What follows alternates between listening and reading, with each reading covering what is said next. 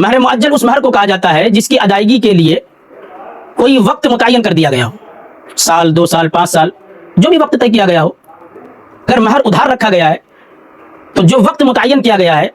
جب تک وہ وقت نہ آ جائے اس وقت تک مہر کی ادائیگی نہ تو شوہر کی ذمہ لازم ہوتی ہے اور نہ ہی عورت کو مطالبہ کرنے کا حق حاصل ہوتا ہے۔ ہمارے معاشرے اور سماج میں دیکھنے میں یہ آتا ہے کہ نکاح میں مہر تو ادھار رکھا جاتا ہے لیکن اس کے لیے کوئی وقت متعین نہیں کیا جاتا۔ مثال کے طور پر جب نکاح کا موقع ہو تو نکاح کے فارم میں یہ تو لکھا جاتا ہے کہ اتنا مہر ادھار ہے، لیکن مہر کی ادائیگی کے لیے وقت متعین نہیں کیا جاتا ہے، اور پھر یہ سمجھ لیا جاتا ہے عرف اور رواج کے مطابق کہ اب اس مہر کی ادائیگی اس وقت ضروری ہوگی جبکہ خلا کے ذریعے یا طلاق وغیرہ کے ذریعے میاں بیوی میں جدائی ہو جائے،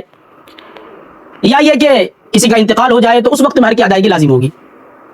اس وقت مہر دینا پڑے گا ہمیں۔ حالانکہ حقیقت یہ ہے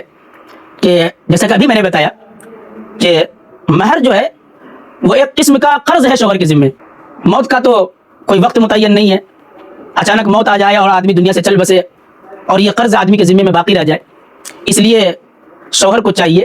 کہ اپنی زندگی ہی میں جتنی جلدی ہو سکے مہر کی اس ذمہ داری سے سبکدوش ہونے کی کوشش کرے۔